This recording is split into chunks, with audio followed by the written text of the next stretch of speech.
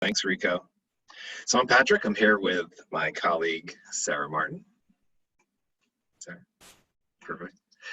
So thank you all for coming. We're from Loyola University, Maryland, and we are going to talk about this, designing for change. It's going to be based on some research we've done, and then some stuff that we're implementing here. We think it's going to be give some philosophical grounds to the ideas, and then some really practical application. So that's really the plan. Talk about the philosophy, what we think about education. We say the goal is leading out. So that's the idea of that transformative education. Talk about the research that backs up these ideas. And then more important to the research, where I'll kick it over to Sarah, is the application and how do we turn these ideas into actionable steps that we can use in our schools to create more meaningful and authentic learning experiences. So start with the philosophy. Everyone get excited. So the root of education, I don't know how to pronounce this word. It's probably Latin, but it means to lead out. Education itself, the whole idea of education is leading out. And that's where we get this kind of dichotomy between informative learning on the one hand or transformative learning. And it's a real cool word study if you think about it. So we ever think about information, we're filling in a form. And that's mostly what we do in education, and some of that's important because there's sort of content that we need to know. But again, if we're getting at the root of the word, it's really about transformation, changing the very form.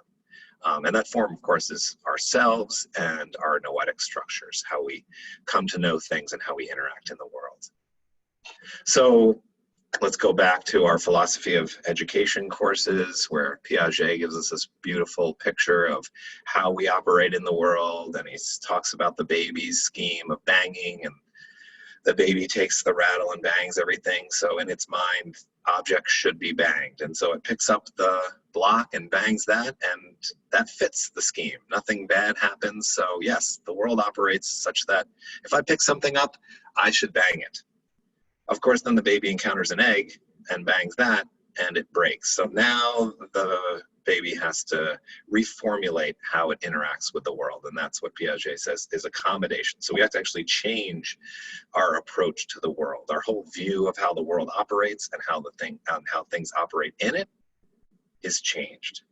And so that's the difference between assimilation, which would be information on the one hand. Things are fitting into the form that we presently have.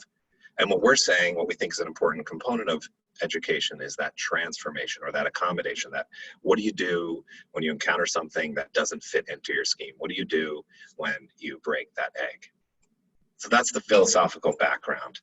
And so we say that education is really, at the core of it, is about the creation of space for the amplification of ideas. So we want to do new things with the information that we're getting.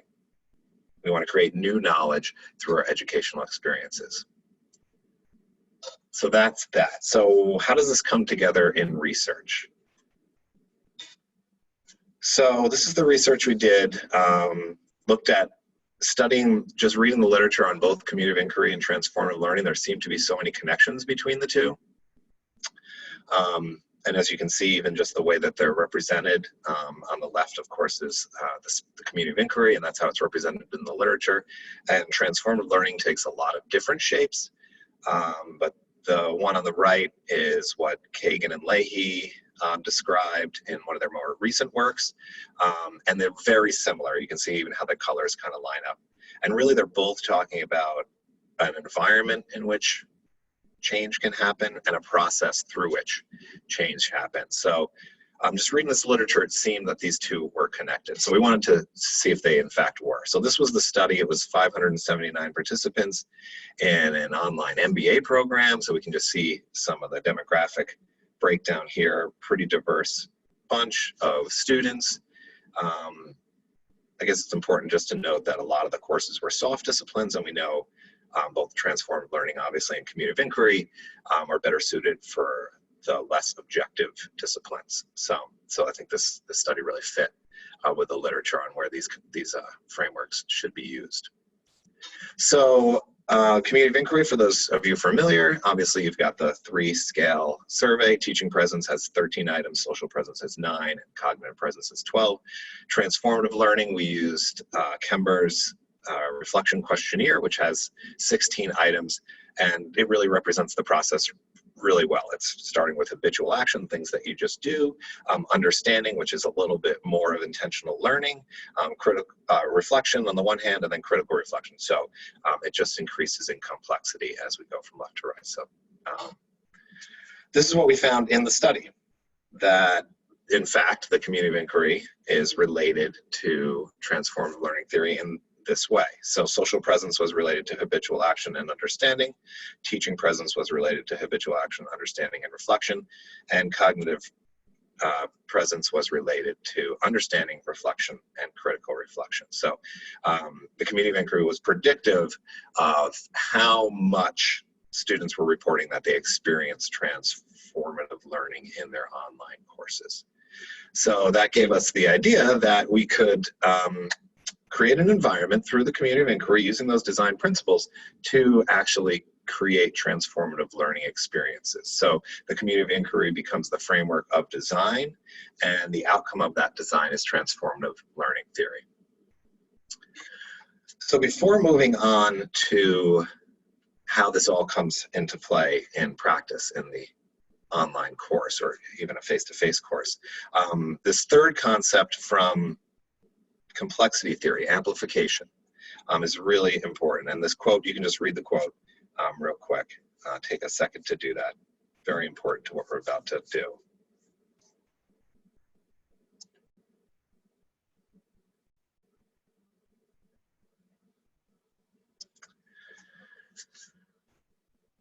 So basically the idea is people are complex, education is complex, the system's complex, and we really want to, I mean, at the heart of what we're doing, even in our universities, is really, we know, is to create this space for the amplification of ideas, but we end up really constricting that. We put too much negative feedback in it, and so we really delimit the potential of learning in courses, because we start with that objective, and we start with the objective in mind, and that's where we go.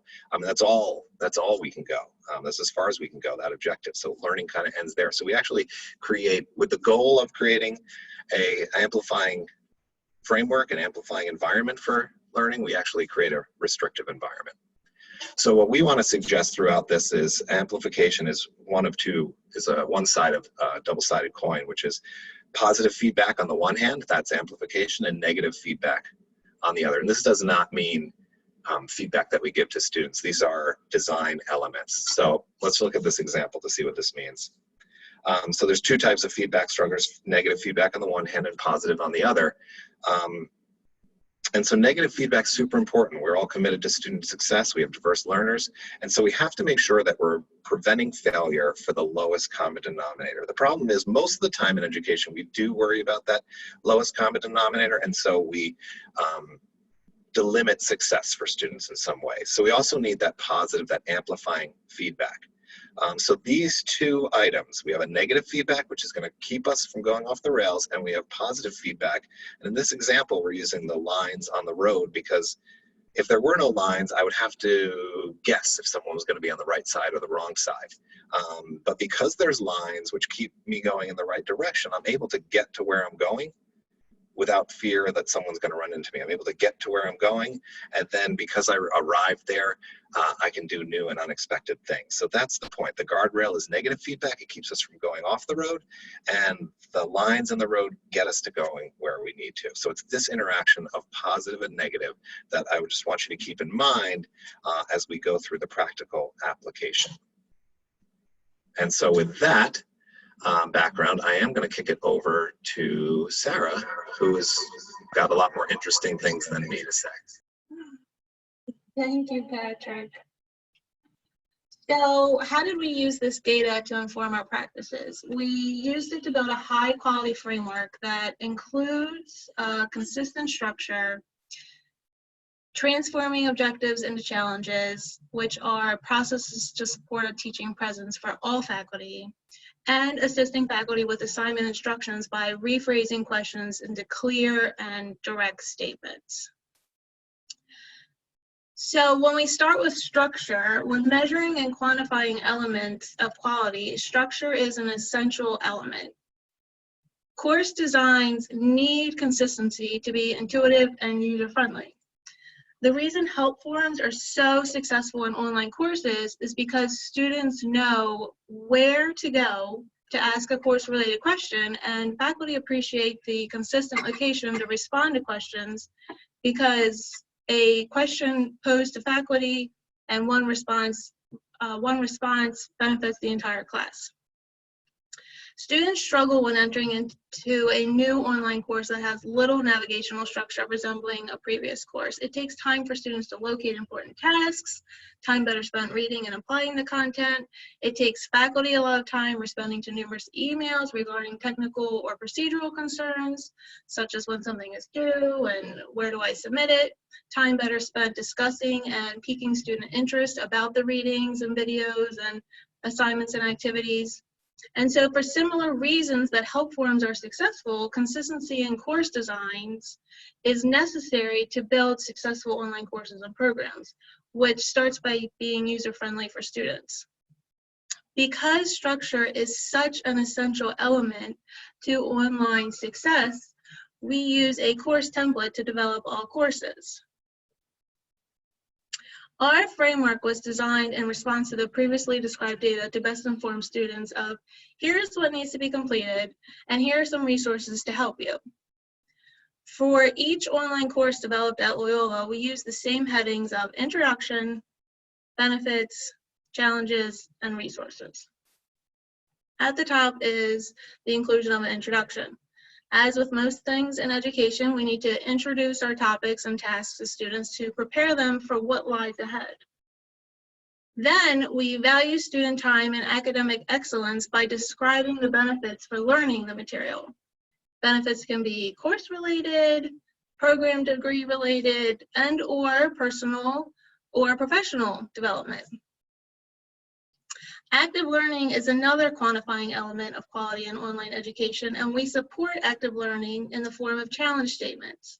Our challenge statements are effectively designed to stimulate learning and address the specific standard of best practice by clearly connecting learning objectives and activities. And then we provide students with resources necessary to solve the challenges. We go above and beyond by describing how those resources support the learning objectives. With a framework that offers specific locations for faculty to insert space for active learning, you are ensuring that all courses developed within your institution are adhering to best practices and high quality design. Additional advantages of our template are that it's easy navigation.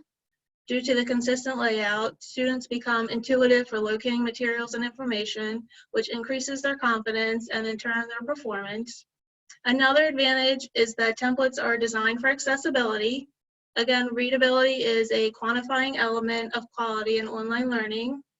So the use of consistent headings, consistent font styles and sizes, as well as minimizing distractions to learning, is fundamental to the learning experience for all students.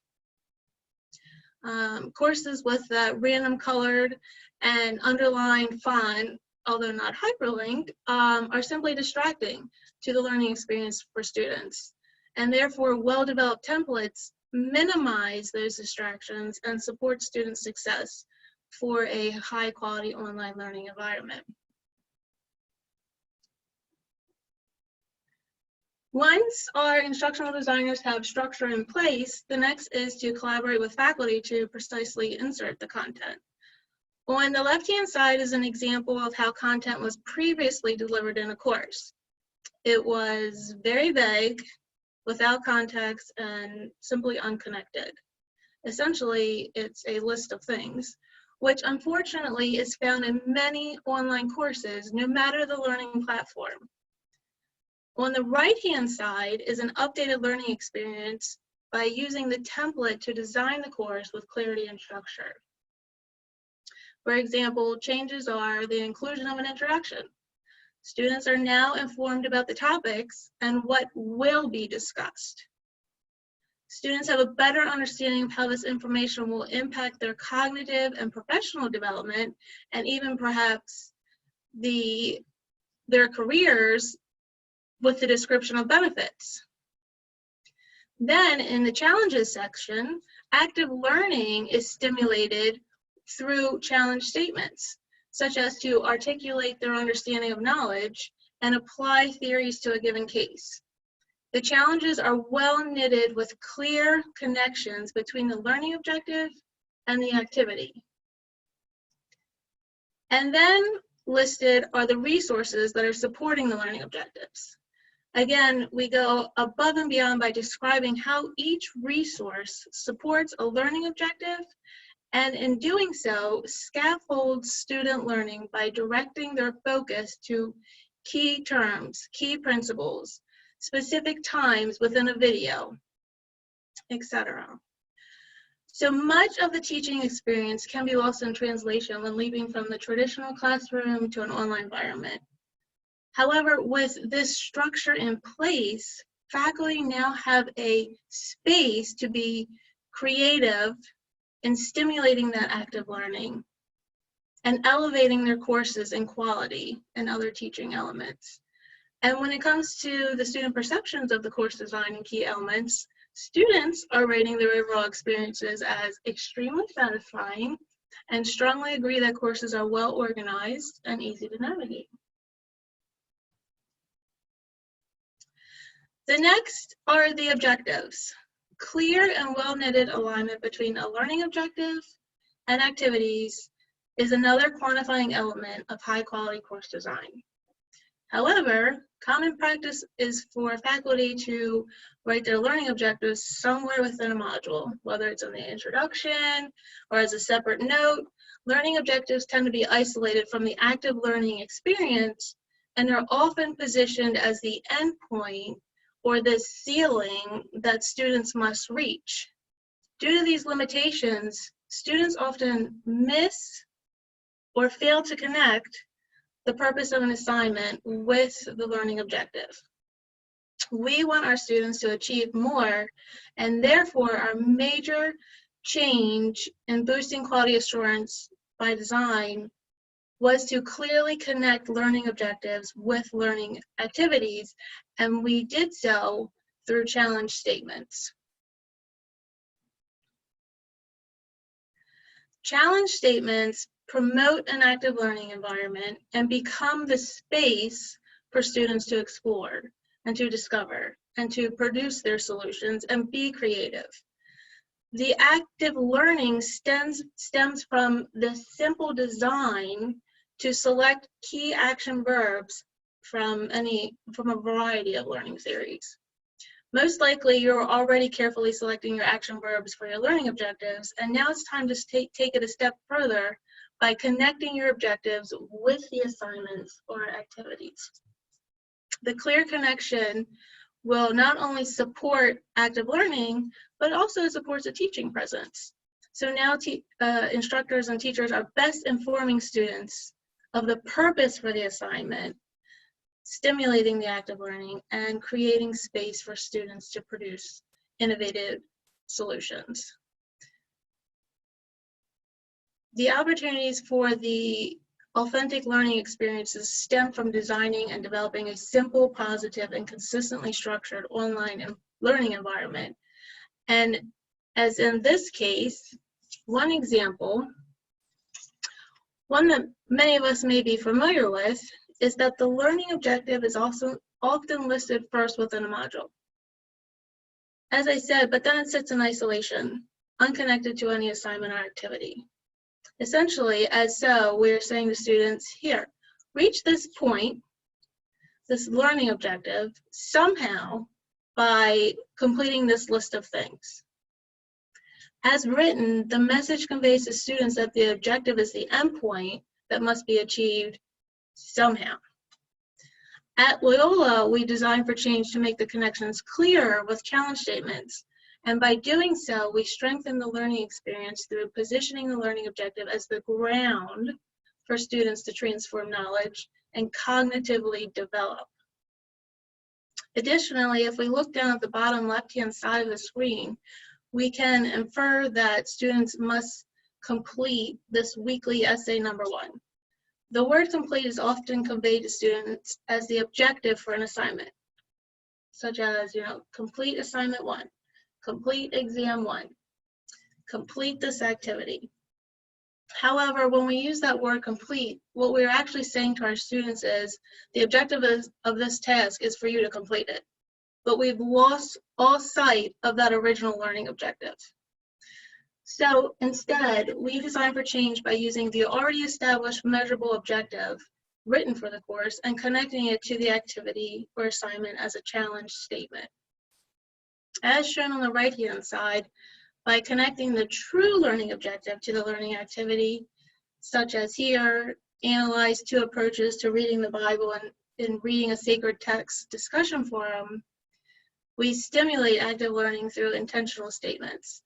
We are clear in the assignment's purpose, and we are supporting a teaching presence, which can be done for all faculty when using the template. But let's take it a step further.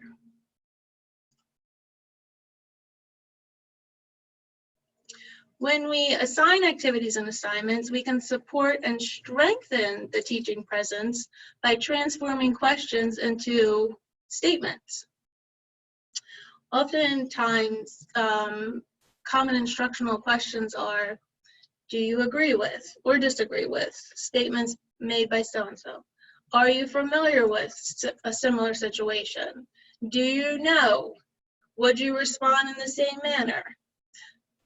Notice the pattern of behavioral responses with the lead-ins of can you, do you, are you?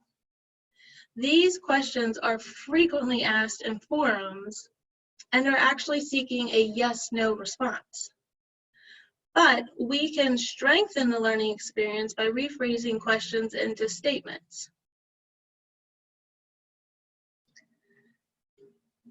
Statements are informative by filling in the conditions for when, where, and how to transform the content. Such clear statements prepare students for transforming information into real-world applications. For example, instead of what are the steps, try list 3 steps. With this small change, you are and should connect content with measurable objectives. Statements are intentional motivators, again, fully supporting an active learning environment. With statements, you are directing the conversation and informing students to find solutions, rather than asking questions and restricting their thinking. Some faculty argue for the critical thinking skills are lost and gambled when we inform students of conditions for transforming knowledge. However, critical thinking requires clarification in the meaning of words and phrases and avoiding ambiguity, which is often conveyed through ill-formed questions. If you want your students to learn critical thinking skills, model those skills with clear, intentional statements as forum starters. Clear, intentional statements as forum starters will elicit fuller responses. They will open dialogue for discussion, which is the goal of forums, and embrace all angles about discussing a topic, when discussing a topic, excuse me. Whereas questions as forum starters are less motivating and more preemptive for students to choose a correct answer, leaving little room to describe experiences, leaving little room for students to tell stories, or even move the conversation in a new light. By asking a question, you are actually restricting their thinking processes, whereas clear statements support critical thinking skills by informing students to find or develop a solution. As an example, the forum instructions on the left-hand side refer students to specific content, and then ask, would issues raised in should employers hire based on social media likely arise in the accounting workplace? Why or why not? Again, this is a closed-ended question which are commonly asked in online forums, and it is asking a student to respond with a yes or no response, and then limits the opportunities for further discussion with others. The additional question of why or why not instructs students to include support for their response, but a response of, no, I don't think so because my employer doesn't, technically answers the question and is the experience of the student. So to strengthen learning and the quality of your design, on the right-hand side are clear intentional instructions informing students that, yes, you will encounter ethical dilemmas outside the scope of your accounting work. And then inform students by referencing specific course materials. Identify 2 principles of professional conduct. Explain why each principle was violated. These become direct, clear, and measurable instructions. Now students are identifying and explaining specific content, which opens the doors for further discussions, rather than answering a closed-ended question and restricting their knowledge. Students benefit from statements over questions because they are immediately informed as to how to complete the assignment, and what matters most about the content is clear, and what is retained from the content increases.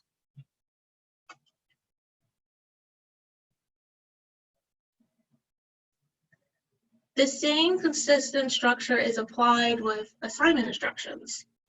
On the left-hand side are the original assignment instructions. The first point is seeking a brief summary. Well, what is brief? Is it a sentence, a paragraph, a one-page response? These are the questions that students will ask. The next bulleted instructional point also asks for brief recommendations on how to resolve the problem. Again, what is brief? As a student, my questions are, how many recommendations should I provide?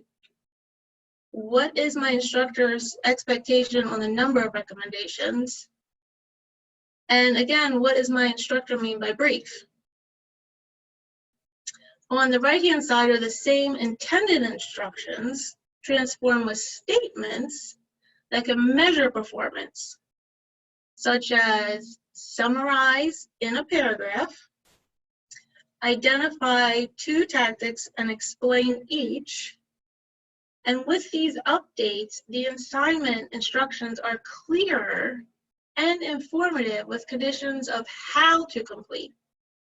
So the advantages for statements over questions are that the statements actually support active learning, and the instructional statements can be connected to measurable learning objectives. It supports a teaching presence because faculty become clear in their assignment instructions.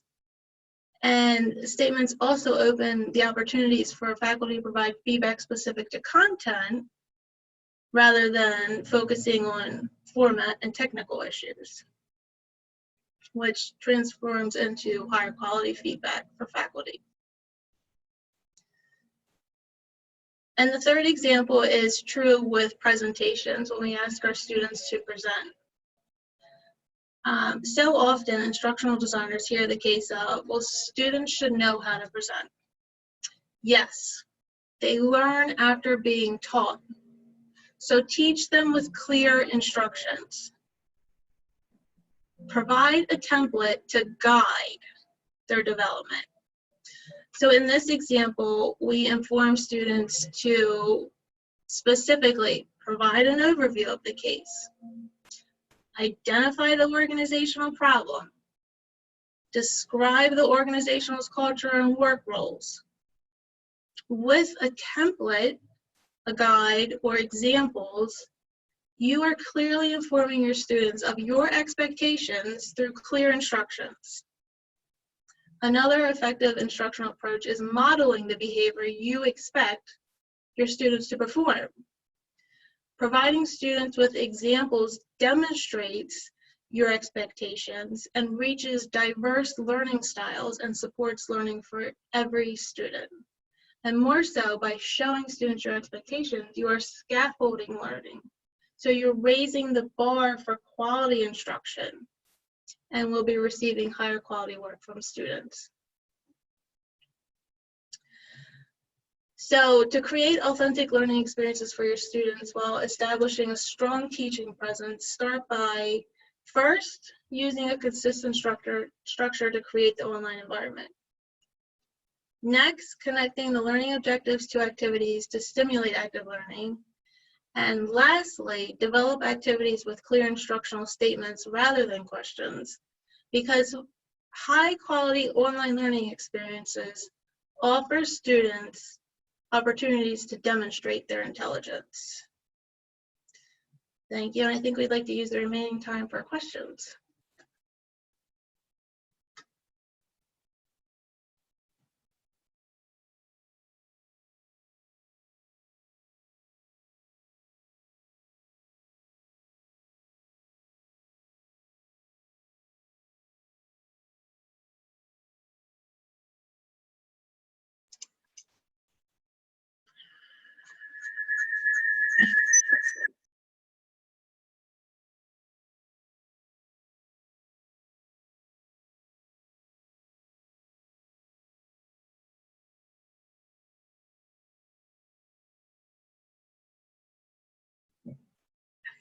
I'm unmuted.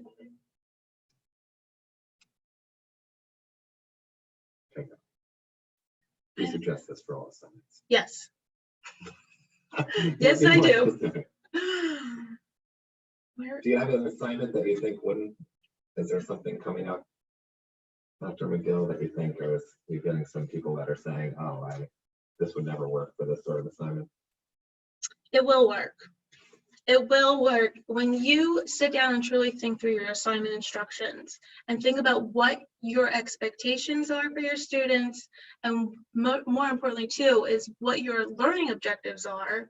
You can clearly state those, and by doing so your students are better informed as to your expectations and how to complete the assignment. So yes. It says, can you put up the last slide? Sure.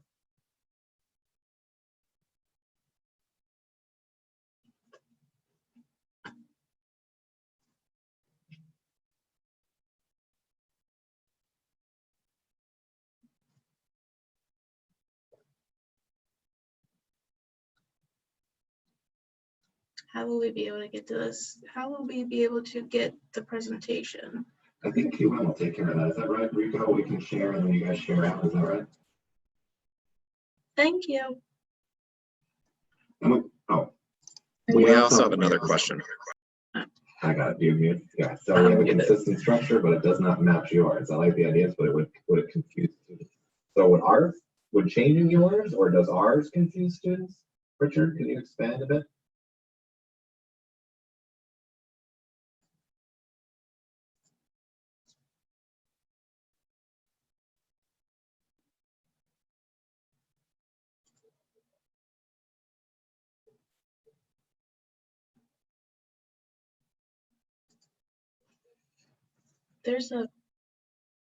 So we have a question about how does this connect back to transformative? Yes, the Q&A. Learning theory. So, I'm muted.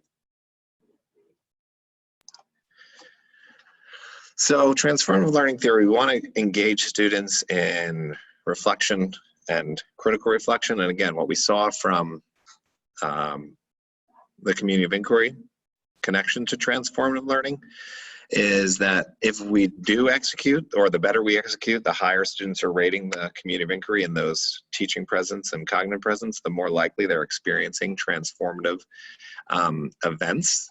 So the idea is that if we can, in particular, use teaching presence to structure the course, properly, and this is what we're saying about this amplification, if we actually use a lot of these feedback structures where we're giving clear instructions and we're using objectives as the floor rather than the ceiling, then those assignments become transformative opportunities for the students, because it's no longer that the goal is to understand concept A.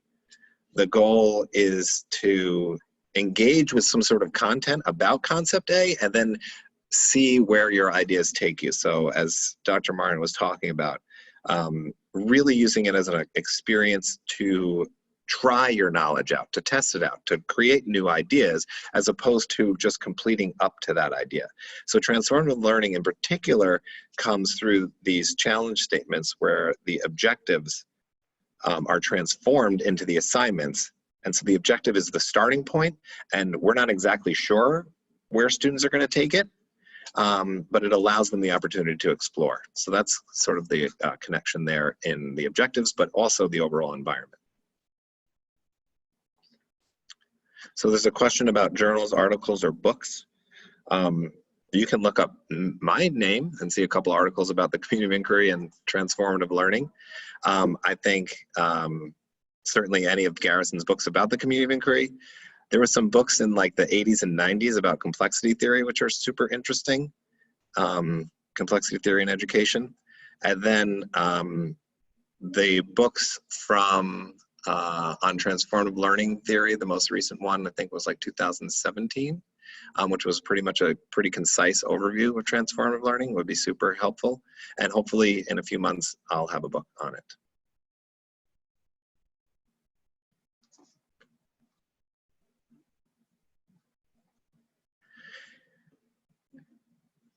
So getting everyone, this is from Robin, how do you get everyone in the program to agree that a structure is super important?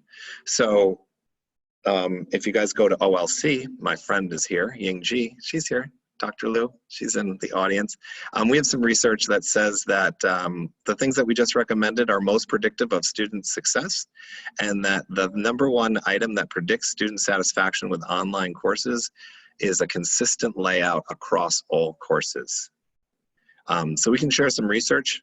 And also what we found is that showing people the structure helps sort of demystify it. We show them both the blank structure so they realize it's not overly restrictive. And then we show them a finished course and they realize that it can be really cool. Of course, you get some people that don't buy in. But when they see it, they get it. And every course is going to have an introduction, objectives, and resources. So that really isn't a hurdle to overcome. We also use like analogies like Microsoft products where they're all the same. Give someone with an Android phone an Apple phone and they can't work it. So those sorts of experiential anecdotes or whatever, metaphors work also.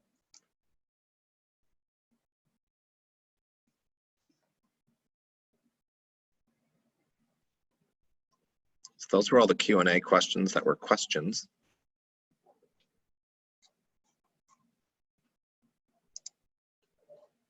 Anything else on your chat end, Sarah, that you want to? Oh, let me unmute me.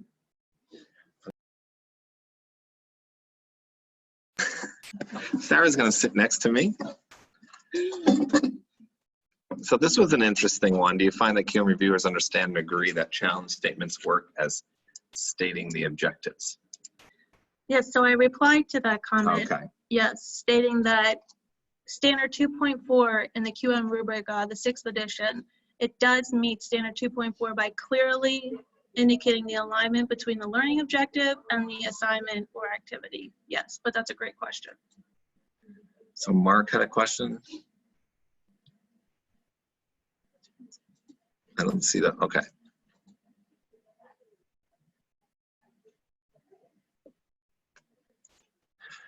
So they are, it still is the objective of the course. I mean, the course still has its objectives, and then those are aligned to the module objectives, which become the assignments. So really, if you were to, and I think I'm answering this question right, if you were to do a curricular review, you might just take out, basically we use the word by often. So analyze these 2 posts by completing this assignment. So if you did that, if you just got rid of that by or whatever, you would still have the objectives. I think that's right. I believe so. I believe that was the question. Because what I mentioned earlier, this ensures that every objective has an assignment, which often is not the case, and that every assignment has an objective, which is also not often the case. So I would think it would really significantly support any curricular review because there's no doubt about what is supporting what.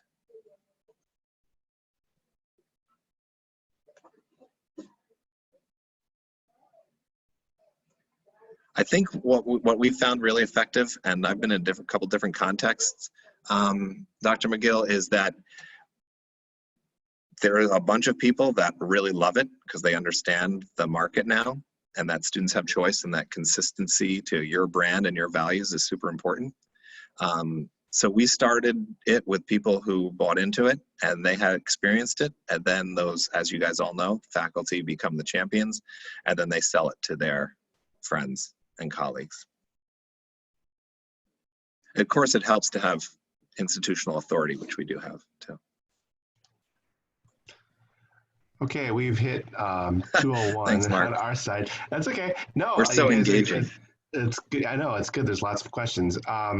Maybe if you wouldn't mind maybe to put your contact slide up one more time for people. So if they want to try to get a hold of you, if they still have more questions, we could do that real quick before I end the session.